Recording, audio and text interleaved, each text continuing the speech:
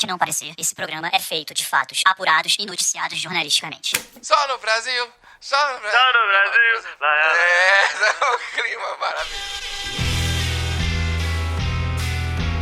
Vitor Camejo, meu camarada, como é que vai o senhor? Tô bem, meu irmão, tô bem. Tô igual como dizem os deuses do samba, né? A pedra é muito forte, mas tem um porém, meu bem. A água tanto bate até que fura. É, o clima bom, pessoal. Esse aí, Vitor, é o espírito do brasileiro, né? Que nos move, essa perseverança cega e autodestrutiva que cria esse fervor contagiante e ajuda a construir muitas estradas para o sucesso. Que bonito isso, cara. Que momento. Mas o que importa é que a nossa história de hoje é uma linha reta rumo a um caso lindo. Um caso assim que mistura futebol, megalomania, trambique, Castor de Andrade e muita cartolagem old school, aquela cartolagem clássica. Isso foi um pavê de Brasil. Um pavê de Brasil, caramba, que maravilhoso. Você cunhou uma expressão nova, porque todo mundo fala suco de Brasil, não sei o que. Aí você... Não, é um pavê que tem várias camadas ali, ó. Isso. Tem um biscoito de champanhe, tem um chocolate. E esse aí é o mundo que habita o nosso querido aqui, ó. Eduardo Caixa d'Água Viana. Maravilhoso. É, a lenda do futebol carioca, um cartola com C maiúsculo. Nosso personagem de hoje, que foi chamado por alguns, inclusive, de Gênio do Mal. Esse episódio vai falar um pouco sobre ele, mas através da história dele, entendeu? A gente vai dar a luz ao caos que era essa bagunça de futebol carioca nos anos 90. É isso, pessoal. Eu sou Pedro Duarte. E eu sou o Vitor Camejo. Da Wondery, esse é o Só no Brasil.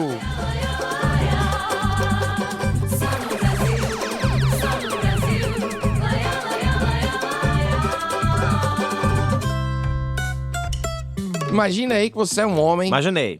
Na faixa dos 50 anos. Ah, tá. Já muito bem, assim, vividos, bem passados, entendeu? Tá. Uma barriga assim proeminente, tá calvão, né? O careca formato Geraldo Alckmin. Ih, tá faltando cabelo aqui. Joga um pouco pra cá aqui. Isso. Dá aquela tapada. O ano é 1993, então você tá com aquele oclão de velho, Sei. né? Um paletó cinza, chumbo, horrendo, grandão, bem maior do que o necessário, com ombreira, né? Uma espécie de mocó com Faria Lima, assim, fora de moda. Maravilhoso. É aquele que o paletó, o blazer, ele é folgado no ombro e é apertado na barriga. Eu acho que é um paletó clássico pentecostal também. Não sei se fica claro, né, pra todo mundo. É isso, é o do irmão, com certeza. É aquele que ele já vem com aquela bíblia letra grande. Exato. Borda dourada. Letra grande. É. Aquela que é fechada com zíper. Todo mundo tem esse perfil aí, do pastor pentecostal, ou então aquele contador do teu pai, né? O advogado do condomínio que aparece ali, né? Aquela vibe corretor de seguro de carro. É o João Plenário da Praça é Nossa. Segura essa imagem. Imagina que você é esse cara, né? Que você tá vivendo um verdadeiro inferno também. Você tá sendo investigado pela Polícia Civil do Rio de Janeiro e a acusação é manchar a honra do esporte mais amado do Brasil. Ô, louco. A essa altura, você já é, há quase 10 anos, presidente da FERJ, que é a Federação de Futebol do Estado do Rio de Janeiro. E você que organiza tudo, hein? Rapaz, futebol no Brasil, que já é cheio de mutreta. No Rio de Janeiro, então, meu amigo. Rio de Janeiro, que é a capital mundial da mutreta. Não, e a gente fica fazendo piada com o Rio de Janeiro. Ah, porque o Rio de Janeiro isso... Não, mas esse programa ele vai provar que tem raízes, que o negócio é... Se não fosse o Rio de Janeiro, esse programa não existiria, meu amigo. Tem que trabalhar amanhã e garantir o leite das crianças. Então agora imagina aí, que os policiais, né, te chamam pra depor na sede, tá? Você vai lá no centro do Rio, aquele clima de repartição, anos 90, lembre disso, né? Centenas de tiras, que é uma expressão maravilhosa. Um clima Maria. bizarro, porque o prédio tá caindo aos pedaços. Me atacou até a rinite, só de ouvir. Tem um fax ainda na entrada. Computador todo amarelo com aquele gabinete que tem um número. Tu clica e tem um número 89. Você chega lá, segurando umas pastas, né? A pasta tá meio vazia, né? Porque você tá fingindo que tem documento dentro. Mas não tem nada. Você vai entrando, beleza e tal. Vira uma porta e tá cheio de repórter. Repórter, você sabe como é que é, né? Fazendo aquelas perguntas indelicadas, muitas vezes, às vezes também assim, desnecessárias. Aí você entra, presta seus esclarecimentos e tal. E aí você vai pra saída, algumas luzes te ofuscam, você acha que é a liberdade, mas na verdade são mais abutres da imprensa, né? Tentando se desgarrar da imprensa, você fica acuado e aí faz o que qualquer pessoa faria, né? O que você acha, Vitor, que a pessoa faria? Faz aquele discurso defendendo seus valores e seus princípios, dizendo que a justiça vai ser feita. Justiça de Deus não falha, a dos homens pode falhar, mas a de Deus não falha nunca. Infelizmente, não foi isso que você fez, não. Então, finge desmaio. Não. Seria ótimo, né? Mas não, também não. Baixa a pressão e cai. Não teve nada disso. Seguindo o seu instinto, você começa a fugir, entendeu? Você corre a meio quilômetro por hora, descendo assim a escadaria e tem aquele degrau de mármore. Esses degraus extremamente lisos, entendeu? Tá. Nosso personagem imaginário, rechonchudo, né? O senhor burocrata, assim. Ao andar, né? A passos largos, nessa escada maravilhosa e lisa, ele aí faz o quê? Cai, né? Toma um tombo colossal diante das câmeras. Eita, aquele estabaco.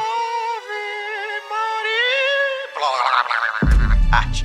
Absolute Cinema. Porra, foda. Mas aí é isso, a pasta com meia dúzia de folha voando, né?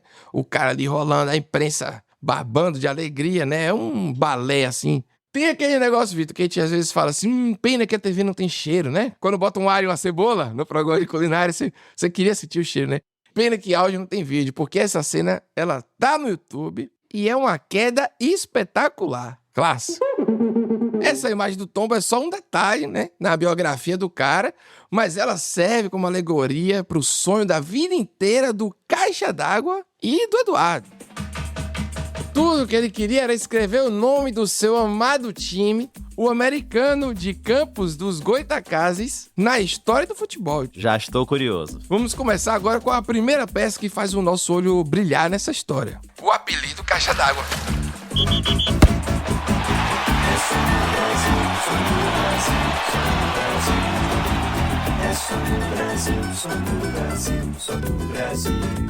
Diz a lenda que com 12 anos, lá em Campos dos Goytacazes, o Caixa d'Água já era muito namorador e costumava frequentar o colégio Liceu só pra chavecar as meninas de lá. Ele sempre dava desculpa de que tava com sede pra ficar paquerando as meninas ali no bebedouro, que ficava perto de uma caixa d'água. Com 12 anos, viu? Rapaz, ele trabalhava cedo.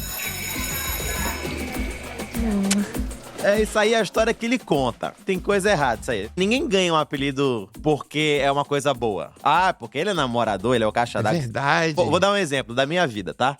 Quando eu era moleque, eu era muito magrinho, cabeçudinho, né? Aquela criança do norte do Brasil, né? Fósforo? Não, aí os moleques começavam a me chamar de cabeça, eu odiava. É a cabeça, aí eu odiava. Aí eu pedia pra Deus, eu ia pra minha casa e orava, dobrava meu joelhinho. Não é possível. E eu ficava... Oh, meu Deus, por favor.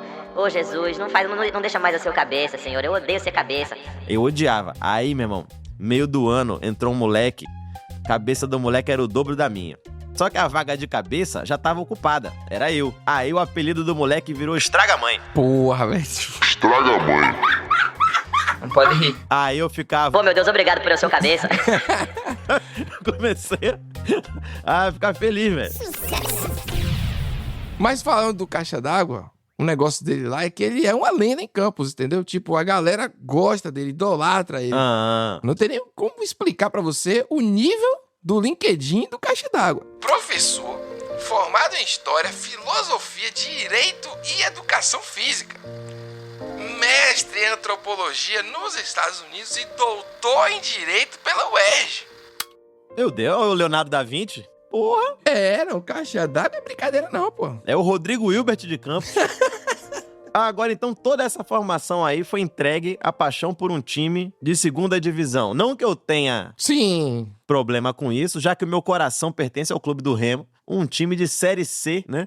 E pouca gente sabe a humilhação que é você torcer pra um time desse, você entregar seu amor, tudo que você tem ali de paixão futebolística. Há um time completamente desgraçado que só existe pra acabar com o seu psicológico. Só que tem um negócio. Eu sou apaixonado pelo Clube do Remo, mas passar raiva com o Remo é o meu hobby. Não é minha carreira. Entendi. Eu soube diferenciar isso aí. A paixão do trabalho. É verdade. Não, você tá certo. Então pode desabafar à vontade, sempre que quiser. Mas, vem aí, qual que é a pira dele com esse time aí? Ele inventou o time, ele fundou o time? É o CEO da SAF. Qual que é? Nem tinha SAF na época, eu acho, né? Ou tinha com outro nome, não sei. Mas é o Americano Futebol Clube, que é o time que nosso querido personagem de hoje abraçou com a alma, foi criado em 1914. Caixa nasceu em 38. Ou seja, ele não foi o fundador do time, nem nada assim. Ele devia ter um pai torcedor, entendeu? Morava perto do estádio. Ele é apenas mais um brasileiro acusado de uma longa lista de crimes. E o pior deles é amar demais. Porra, quem nunca, né? Esse é um crime que todos nós cometemos, né? Mas sem pressa, né? Vamos começar do começo. Como diz aqui no futebol, bola no chão, visão de jogo, respira, né? O Caixa d'Água foi denunciado algumas vezes ao longo da carreira, mas nunca chegou a ser condenado ou oficialmente acusado. São essas denúncias, que envolvem também outros esquemas no futebol carioca, que vão servir de exemplo para a gente sentir esse gostinho de Brasil que rolava nessa época. Mas como é que o Caixa aparece na cena do futebol? O Caixa d'Água era um cara que pensava assim a longo prazo. Ele começa sua carreira no futebol pela 2ª divisão, com o Americano, primeiro como torcedor fanático, como a gente falou aqui. Começou na base também, né? Tranquilo ali, como todo mundo. Mas em pouco tempo ele passa a frequentar os círculos de influência mais importantes do futebol brasileiro. A primeira vez que ele chamou a atenção da imprensa, os futuros amigos dele aí, foi em 1975, quando ele deu um conselho pro general Ernesto Geisel. Tá, quero saber, que conselho foi esse, hein? Segundo a revista Manchete, ele conseguiu de algum jeito convencer o general a alterar o sistema de votação no Conselho Arbitral da Confederação Brasileira de Desportos, que era o órgão que existia antes da CBF. Popular CBD. Esse Conselho Arbitral era tipo o STF do apito ali, entendeu? O pessoal que decide as regras do jogo. Literalmente é só isso mesmo, decide a regra do jogo. O mais importante de tudo. Até aquele momento, cada time que fazia parte da confederação acumulava um voto a mais no conselho com cada conquista de título. Então o time tinha um título, 2 títulos, 3 títulos, e aí acumulava mais poder de voto. O voto ia tendo mais peso quanto mais vitória o time tinha. Isso, é super legal isso aí. O Caixa d'Água convenceu o Geisel com o argumento de que esse sistema de votação era ditatorial. Explica. Já fiquei. Claro, nós sabemos que Ernesto Geisel era um grande democrata. Esse é bom de convencer, hein? Pô, esse aí vem de geladeira pra esquimó, meu irmão. Caixa, estamos com você, Caixa. Ele mudou tudo, convenceu o Geisel que era ditatorial e ficou como?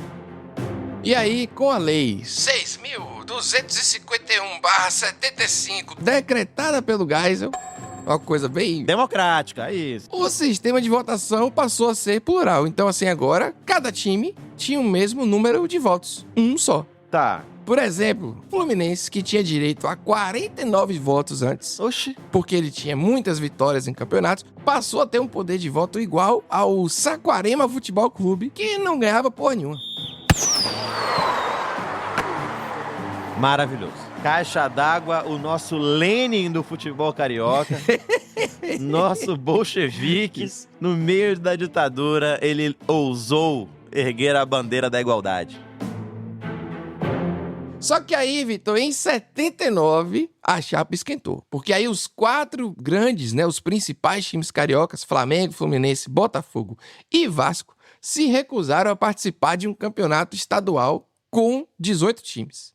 O Márcio Braga, que era o presidente do Flamengo na época, disse que os 4 times, abre aspas aqui, ó, carregavam o futebol brasileiro nas costas. Fecha aspas. Já o Charles de Macedo Boré, então presidente do Botafogo, disse, mais uma vez abre aspas, com Caixa d'Água, a vaca vai pro brejo e com ela todo o futebol do estado. O então presidente, Vitor, da Confederação Brasileira de Desportos, que no ano seguinte se tornaria a CBF, era o almirante Heleno Nunes. E ele disse aos repórteres mais íntimos, né? Abram o olho com Caixa d'Água, ele é fogo na roupa. Maravilhoso. Expressão de velho, mais uma vez vindo. Fogo na roupa. Lembrando que nessa época aí o Brasil vivia sob a mão pesada da ditadura, né? O que explica o almirante no comando né, de um órgão esportivo. Quem que levou no fim da conta? Deixa eu entender. O caixa d'água, o que ele queria? Ele queria enfiar a galera da Série B pra dentro do campeonato? Quem que levou a melhor nessa aí? Virou a mesa ou ficou como os 4 grandes do Rio queriam? Aí é óbvio que os grandões, né, tinham todas as chances de levar melhor, mas o caixa d'água era ensaboado, né? Ele sabia aproveitar bem o momento, e o momento do Brasil era de puro caos. Para explicar isso, Vitor, precisamos de um contexto, um breve passeio pela história. Agora você vem comigo, sobe aqui na caravela, cuidado para não escorregar, que agora a gente vai para a hora da revisão. No século XV, os portugueses saíram atrás de especiarias, de um cravo gostoso para pôr no arroz doce. Eles trombaram com o Brasil no meio do caminho e depois de muito espelho e cobertor com varíola, convenceram os povos indígenas que seria legal botar uma cidade ali onde eles moravam e chamar de Salvador, a primeira capital do país. Isso, foi convencido com educação positiva. Falou assim, você prefere deixar a gente ficar aqui ou essa chicotada na sua costa? Né? A gente construiu uma casa ou essa lambada na sua bunda? Foi uma educação muito positiva que convenceu os povos. Depois de um tempo aqui nessa minha linda terra, eles cansaram e decidiram ir para o Sudeste, onde parece que o frete da especiaria era mais barato. Aí foram para a cidade do Rio de Janeiro e transferiram a capital, o Distrito Federal do país, para lá. O estado ao redor da capital se chamava Estado da Guanabara. É tipo Brasília hoje, né? Que em volta é tudo Goiás. O estado da Guanabara era o Goiás e o Rio de Janeiro era Brasília. Excelente, essa gostei demais. Só depois de algum tempo, o pessoal cansou de novo e decidiu ir pro meio do mato. Dar um relax, longe de tanta gente, sabe como é que é? E aí mandaram a capital pro centro-oeste, que ainda tem um frete bom. Com certeza. E agora vem aí a virada, Vitor. Pra você que tá achando que a gente tava lá... não, aqui ó. Em 1960, o Rio deixou de ser capital do país para ser a capital do seu próprio estado. E em 1975, o estado da Guanabara deixa de existir, dando lugar apenas ao estado do Rio de Janeiro. Já começou confuso, mas obrigado por existir, Rio de Janeiro. E agora explicando por que a gente viajou para o passado, fez essa grande revisão histórica, mas é o seguinte, as federações esportivas estavam atrasadas em 15 anos nessa unificação. O Rio de Janeiro ainda estava naquela fase... Ainda estava em modo Guanabara ainda. Exatamente. E aí, com todo esse fuzuê rolando, que em 1978 nasceu uma sigla, um farol, um porto seguro, um mito no futebol carioca, a FEG, Federação Esportiva, que reúne os times do extinto estado da Guanabara com as equipes do estado fluminense. A unificação que a gente estava esperando. Exatamente. Vamos organizar essa bagunça. E, obviamente, essa unificação foi providencial para mais treta. Porque aí, vamos de novo para 1979, foram disputados 2 campeonatos estaduais do Rio de Janeiro. O primeiro é um que não contou. Participaram 10 times e foi anulado logo depois. O segundo campeonato estadual, de verdade, né? Disputado por 18 times. E aí vem uma revelação. O Flamengo ganhou os 2. Oh, coisa boa. Ei, que beleza. Isso é só pra gente ter uma ideia da atmosfera de paz e harmonia, né? Quando a FERJ foi criada. Ou seja, 2 campeonatos rolando, ditadura no ar, briga de cartola com general, almirante, todo mundo se estapeando. E é muito impressionante como isso mostra que a gente é bom mesmo de futebol, meu irmão. Porque imagina se não tivesse essa bagunça rolando, onde estaria a seleção brasileira? A camisa ia ser verde, só de estrela. Sim. Que ia ter que pegar outra camisa e amarrar junto, só pra botar a estrela de campeão, que não ia ter pra ninguém. Os times grandões eram todos da capital. E por isso estavam acostumados a um campeonato menor. E quando o estado foi unificado, o campeonato ficou maior também. Uma equipe como o Flamengo passou a ter mais times para enfrentar. E aí, Vitor, que entra o plano mirabolante do nosso querido Caixa d'Água. A ideia de ter um campeonato estadual mais longo, né, e com mais times, encaixava perfeitamente no plano do nosso querido Caixa. O que ele queria era levar o americano para a glória. Mas para os times já consagrados não era um bom negócio. Os principais campeonatos, fossem os nacionais e continentais e tal, nessa época vale ressaltar aí que os estaduais tinham muita força. Sim. Mas Se ele se prolongasse muito, seriam o quê? Muitos jogos, desgastantes demais. Aí os jogadores estariam meio acabados na hora de começar as outras competições, entendeu? Uma peça importante nesse xadrez foi o primeiro presidente da FERJ, o Otávio Pinto Guimarães, que, para a surpresa de ninguém aqui agora, era brother do Caixa d'Água. Caixa d'Água não é brincadeira não, meu irmão. O Otávio liderou a FERJ desde a criação até 1985. E depois disso, ele foi eleito presidente da Confederação Brasileira de Futebol, a CBF. Olha aí, caiu pra cima já. Exato. O fato é que em 1985 vagou a cadeira da FERJ, né? Saiu o apadrinhado do Caixa d'Água e entrou o próprio Caixa d'Água. Oh, que surpresa! Nosso Eduardo Viana, agora com as costas quentes lá na CBF.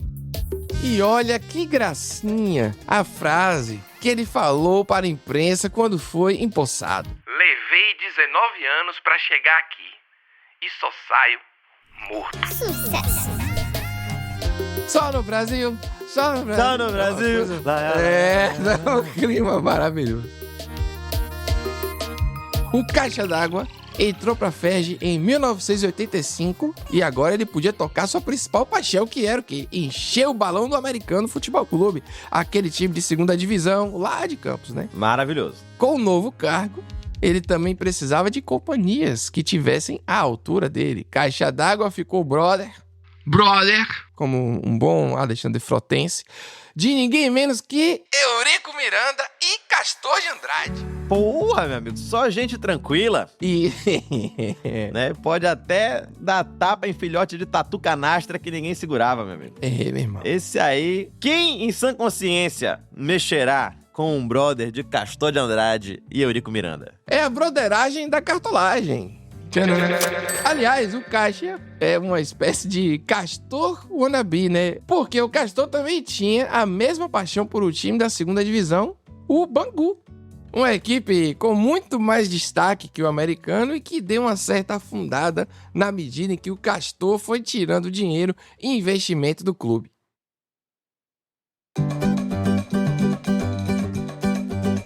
Vamos agora para o final de 1993. E aí começa a pipocar a fofoca de que estava rolando um esquema de manipulação dos jogos no Campeonato Estadual do Rio. O quê? Não é possível. O primeiro nome ligado a esse escândalo era o do Wagner Canazaro, diretor do Departamento de Arbitragem da Federação. Grande amigo do Caixa d'Água, a propósito. Porra. Porra, pensa num cara com amigo, mano. Era todo mundo amigo dele, menos o grupo composto por Flamengo, Botafogo e Fluminense, que já tava no limite com a FERJ. E o Vasco? Já a gente chega no Vasco.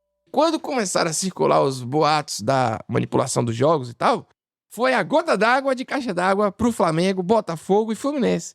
O trio se juntou e planejou montar uma liga carioca de futebol totalmente independente. Caramba! Bacana. Aí o Canazaro chamou uma reunião com os árbitros da FERJ no começo de dezembro de 93. Ele anunciou que, por determinação do presidente Eduardo Caixa d'Água Viana, qualquer juiz que atuasse nos jogos dessa suposta nova liga aí de Botafogo, Flamengo e Fluminense, abre aspas, Vitor, jamais voltaria a apitar futebol na vida. Fecha aspas. Rapaz, vida dura de juiz de futebol, meu amigo. Tem que ganhar adicional de insalubridade, periculosidade. Tem que ser muito masoquista pra entrar na profissão que ninguém gosta. Ninguém considera, ninguém tem... As convenções de Genebra não se aplicam aos árbitros de futebol. E ainda tem que lidar com esse tipo de situação de cabo de guerra entre cartola de time. É tóxico. Em uma palavra, tóxico. O pessoal dá um jeito, porque alguns compunham também a chamada tropa de choque do Caixa d'Água. Por exemplo, Cláudio Vinícius Ceideira, que era um dos juízes que estava nessa reunião, disse que o Canazaro falou que os árbitros só podiam manipular os resultados das partidas se fosse pro bem da federação. Tá. Então, numa dessa, o Americano e os times ali que eram amigos da Federação Carioca, aí ganhavam um pênalti aqui, anulavam um golzinho ali por impedimento, né? negócio fantasminha aqui e ali, né? Um negócio que até hoje acontece nos jogos contra o Clube do Remo, que sofre contra os times do eixo. Tá certo, tá certo. Carlos Augusto Montenegro, outro nome aí importante, era presidente do Botafogo na época, denunciou que alguém entrou em contato com ele oferecendo favorecimento nas arbitragens. Alguém entrou em contato com ele. Tem equipe de venda. A equipe de venda ligou pra oferecer o pacote, pô. Foi. A condição era o Botafogo abandonar a Liga Carioca, né? Que seria fundada pelos três. Grandes. Pelo trio Ternura. Ainda segundo Montenegro, outra condição do trato era que o Vasco e o Americano seriam preservados, ou seja, a arbitragem nunca favoreceria o Botafogo contra o Vasco ou contra o Americano, entendeu? Entendi. Que maluquice. Então agora chegou a hora de falar de Vasco. Vamos falar de coisa boa, né? Território de Eurico Miranda, um dos chapas e camaradas Sim. de caixa d'água. Isso. A pecinha de plástico, né? Uma das pecinhas de plástico que formava essa caixa d'água de 1.000 litros aí, brasileira. O jornal Globo publicou o depoimento do Carlos Augusto Montenegro com uma reportagem que detalhava a manipulação de resultados na Ferg. Segundo ele, o esquema era chamado de Regra 18. Olha a audácia, rapaz, é maravilhoso. Esse nome é uma referência às 17 regras que regulam o futebol, tipo impedimento, falta, pênalti. Maravilhoso. Pô, isso aí é bom demais. O legal é que esse termo aí, o Regra 18, resume toda essa bagunça perfeitamente. Segundo essa acusação, é como se a Ferg quisesse dizer que os resultados das partidas deveriam ser combinados com a arbitragem. Era tão canônica, tão importante quanto as outras 17 regras do futebol. Rapaz, manipular resultado de jogo devia ser crime hediondo, velho. Porque esses caras da cartolagem, eles chegaram onde eles chegaram, primeiro, gostando de bola. Eles eram, antes de tudo, torcedores. Pois é. Apaixonados, sabe? Não é igual política que o cara não tá nem aí. Tem um envolvimento no coração da pessoa, pô, do ser humano. O problema é que essa galera aí, de tão apaixonada por futebol, às vezes acaba cegando, estragando a graça do negócio, pô. É claro que não dá pra gente individualizar nada, né? Por exemplo, no caso do Caixa d'Água, ele nem sequer chegou a ser condenado, nem mesmo formalmente acusado. Então, a gente não sabe e tal, mas muitos desses caras da cartolagem ficam tão apaixonados pelo negócio futebol que acabam quebrando o brinquedo. Ainda vou te dizer aí, você que não acompanhou, pelos cortes nas redes sociais, você deve sentir já que a década de 90, no futebol, ela foi pros fortes, né? Quando acusou Oscar Roberto de Godoy de estar apitando bêbado. Ele só tá bêbado. Ele tá onde tá com a cachaça? Ele não sei, ele tá... Quando essa merda toda chegou no ventilador, tinha indignação pra todo canto e coube ao presidente da Alerj, olha aí, já entrou a Assembleia Legislativa do Rio de Janeiro, onde ficam os deputados estaduais eleitos no Rio e tal. Coube a eles pedir a instalação da CPI do apito. Sempre nomes maravilhosos que a gente faz aqui. Sim. Agora vem aquele momento de ironia histórica. Chuta aí, Vitor, quem era esse presidente que convocou essa CPI? Famoso na década de 90, Beto Barbosa. Não, peraí. Elimar Santos. Não. Luiz Caldas, Cid Guerreiro. Maluquice tem nada a ver com música, não tem, entendeu? Não tem arte aqui. Não, peraí, então não tem a ver com música. Não. Então é o Goiama. Não, quem é o Goiama? Peraí, rapaz. Vamos. O homem do Rá. Não, Sérgio Cabral, Vitor. Sérgio Cabral é a resposta. O quê? O nosso Sérgio Cabral? O nosso... Lutando pela ética e combatendo a corrupção desde 1993. Maravilhoso. E logo, a pressão foi crescendo e Eduardo Caixa d'Água Viana não teve outra opção senão afastar seu brother Wagner Canazaro, que era chefe da arbitragem da federação. Teve uma máfia do apito também em 2005, né? É bom não confundir. Essa outra máfia do apito já foi em São Paulo. E era chamada de máfia do apito, meu. Sim, tá certo. A CPI do apito foi no Rio em 93, mas teve uma vida curta. Essa aqui só pra gente fazer a diferença de bolacha e biscoito. Nossa senhora, viu? Parabéns aí. Todo mundo sabe que é biscoito. O órgão especial do Tribunal de Justiça conseguiu impedir o funcionamento da CPI no começo de 1994. Mas os times cariocas não se deram por vencidos. Eles ameaçaram boicotar o campeonato daquele ano, caso a Liga Carioca não fosse reconhecida, aquela liga independente, ainda que os 3 grandões queriam formar. Flamengo, Fluminense e Botafogo também exigiam a renúncia ou o afastamento do caixa d'água da Ferg. Apertou o negócio pra ele, Vitor. Sim, o bagulho ficou feio. Vou te pedir, Vitor, pra você ler a frase aqui do Reginaldo Matias, que foi presidente do Sindicato dos Árbitros do Estado do Rio. Por favor. Abre aspas. Se o Eduardo Viana usasse sua inteligência para o bem, ia ser ótimo. É ele o mentor de tudo que está acontecendo. Ele é o gênio do mal. Caramba, velho. O cara é maravilhoso, bicho. Até arrepiei aqui. Mano. Foi o Reginaldo que, na época, também confirmou que o Vasco levaria vantagem em todos os jogos, exceto contra o americano. Olha aí, tinha uma hierarquia. tinha. O americano estava no topo da cadeia alimentar do Rio de Janeiro ali. Que maluquice, né? Acima de Eurico Miranda e Castor de Andrade, todo mundo. Americano chegou a ser o time mais poderoso do Rio de Janeiro. E hoje em dia é só o nome do sanduíche que tem ovo e hambúrguer, né? Mas, não ficou claro assim em lugar nenhum se a exceção do americano, né? No caso, o topo da hierarquia do americano, significava que era uma garantia de que a arbitragem ia ficar do lado deles, ou se os árbitros iam só agir de forma isenta, como se espera de um juiz. Ou seja, se os árbitros iam assistir imparciais ali, o americano mostrar o seu excelente e renomado futebol ali com o Flamengo, né? O americano que embalou gerações aí com seu tic-tac, né? Seu futebol total. Foi. Ali a ousadia, a alegria nas pernas. Nossa. Ou se ia precisar de uma forcinha da arbitragem também, né? Como é que ia ser essa ajuda? Ia ser passiva ou ativa? Não ficou claro, né? A chapa foi esquentando pra fazer o americano. Vou insistir nessa piada aí, vamos nessa aí. Até emitir luz própria. E aí começaram a pipocar pedidos de investigação de todos os lados, entendeu? E em todas as instâncias policiais. Entrou aí o Alcir Molina, que era um procurador regional da República. Ele pediu a abertura de um inquérito na Polícia Federal no início de 94. Rapaz, 94 foi um ano animado, hein? Sim. Nossa, que difícil que era manter o foco jornalístico numa pauta só.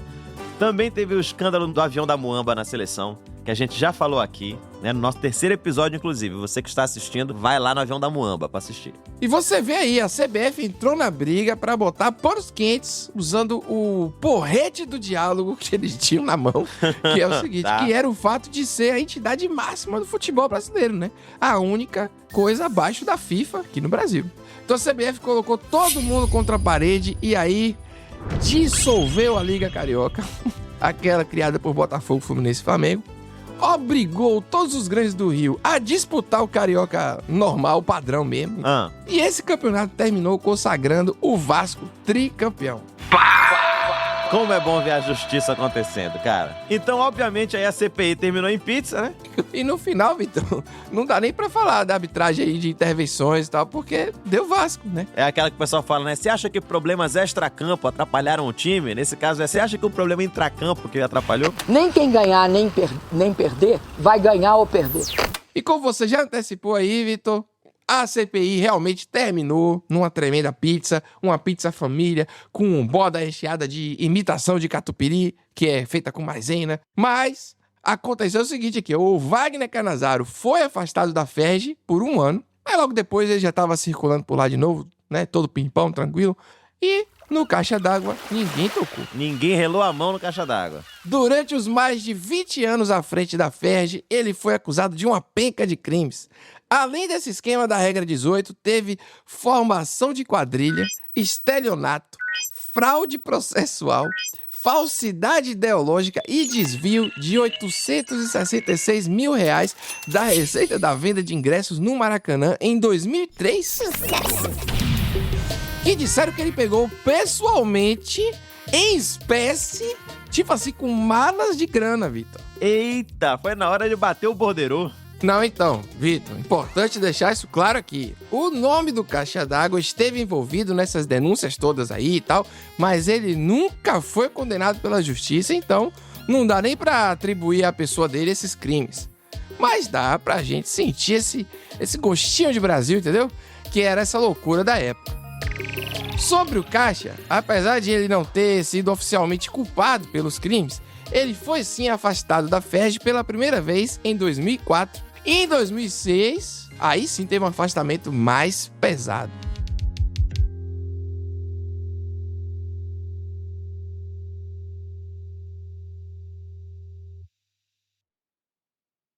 Sempre que era afastado, o Caixa d'Água voltava depois de algum malabarismo jurídico. Por exemplo, uma reportagem do Jornal do Brasil de 6 de janeiro de 1994 entrevistou um ex-presidente do Sindicato dos Árbitros chamado Reginaldo Matias. Lembra dele aí? Já achei maravilhoso árbitro ter sindicato. Ele era completamente cético em relação aos processos que moviam aí contra o Caixa d'Água. Ele disse, abre aspas, "Eu não acredito nem um pouco no inquérito do Tribunal de Justiça Desportiva. Ele foi todo armado para livrar a cara do Caixa d'Água. Alguém viu o sorteio do relator? É claro que não, porque ele não aconteceu. Galindo, vizinho e amigo há anos do Caixa, foi simplesmente nomeado." Fecha aspas. Pelo amor de Deus, rapaz, isso é uma confusão danada isso aí, pá. Um acusa de um lado, o outro refuta do outro. Isso aí, que nem fala o meu pai, rapaz. Isso aí tá mais confuso que orgia de minhoca. Não dá pra confiar em ninguém, rapaz. Isso aí é a briga brasileira pelo poder. Isso aí é a mistura de House of Cards com Grande Família, Esporte Espetacular. Sim. Tudo junto. Pelo amor de Deus, velho. Rapaz, essa galera aí é uma galera que a alma deve ter cheiro de cartório. E eu não tô falando desses cartórios bom agora chique de hoje em dia informatizado, não. Tô falando daqueles verdadeiros. Um poeira no ar, pasta classificadora. Chama o atendente, Roniel, atende um moço aqui. No fim das contas, quanto tempo o Caixa d'Água ficou na presidência da FERJ? Ele foi presidente de 1984 a 2006, que foi o ano que ele morreu. Eita! E aí, Vitor? Eu não sei se é mórbido, mas é um detalhe importante na vida desse homem demais. Ele morreu depois de sofrer uma parada cardíaca no meio de uma reunião da FERJ. Olha aí, só saiu quando morreu e ainda diziam que ele não cumpria as promessas dele, velho. Levei 19 anos pra chegar aqui e só saio morto. 21 anos dali sentado, morreu fazendo o que amava, sendo presidente. Em 2004, o Caixa já tinha passado por um transplante de rim e tinha diabetes, mas não abria a mão da FERJ, entendeu? Em agosto daquele ano, ele foi chefe da delegação brasileira no amistoso com a Noruega. No voo de São Paulo para Paris, ele passou mal e os médicos até cogitaram ali um desvio da rota para que fosse atendido em terra, mas não teve desvio. O Caixa d'Água conseguiu segurar no braço da poltrona do avião ali e não subiu de plano, entendeu? Entendi. Ficou de corpo e alma dentro do avião.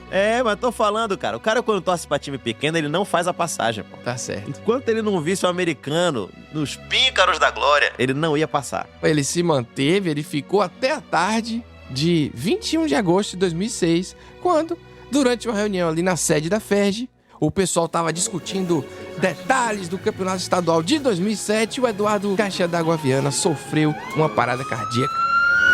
Ele foi levado para o hospital Quinta d'Or, em São Cristóvão, chegou a ser reanimado, mas não resistiu. E soou o apito final. Sim, eu posso dizer, eu acho que hoje o futebol carioca é um pouco menos amador.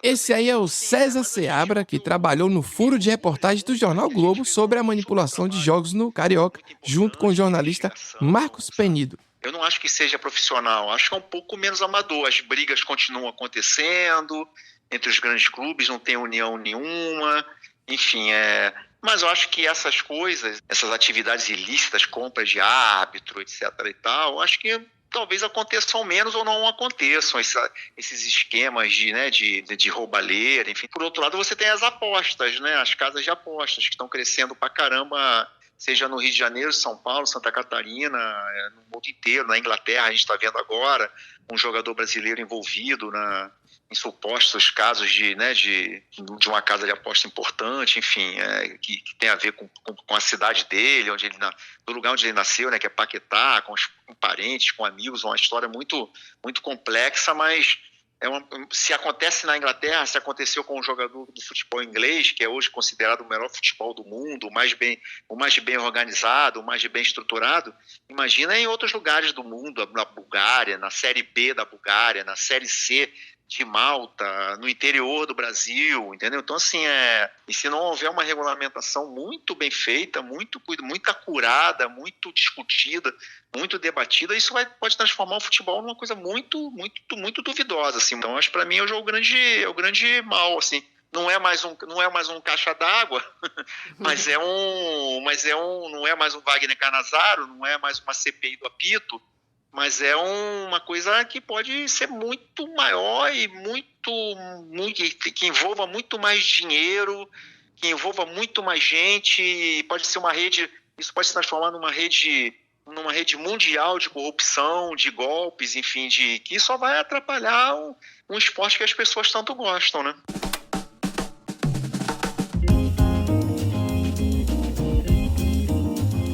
Quando a gente acha que o pior já passou, né, que os maiores escândalos de corrupção do futebol já estão no retrovisor, ficaram pra trás. Eis que surgem novas formas de trambique. Porque o Brasil se reinventa, meu amigo. Esse escândalo das bets em 2023, que envolveu o Lucas Paquetá, acendeu esse alerta aí. Sem uma regulamentação vai ser uma parada exponencial, assim, só tende a crescer, não sei. E o que é maravilhoso a gente consegue ver plenamente agora com essa história, a história da CBF.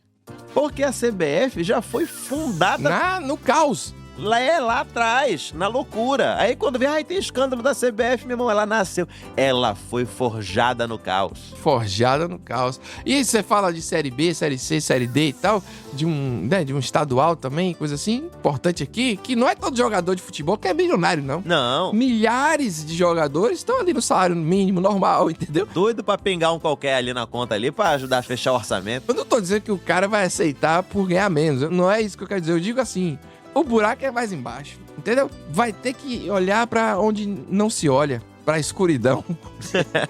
Agora sim, falando dos escândalos grandes, né? Uma das coisas que sempre dificulta a investigação aqui no Brasil é quando tem que rolar cooperação entre estados ou entre países. E essas bets todas são estrangeiras. Imagina, meu amigo, um inferno pra investigar isso aí. E depois dessa olhada aí pro passado e agora também pro futuro da mutreta do nosso esporte preferido, que é o futebol, a gente se despede, né? Mas antes disso, você não se esquece, por favor, de avaliar o nosso podcast aqui, cara. Marca seguir aí, marca que tem 5 estrelas, marca que é a melhor coisa que já aconteceu na sua vida. Ativar o sininho pra receber. Tem todas as plataformas aí que você pudesse, vai lá, ó. Porra, velho, só no Brasil é demais. Eu sou Pedro Duarte e até a próxima, Brasileirice. E eu sou o Vitor Camejo e também te espero no próximo episódio de Só no Brasil.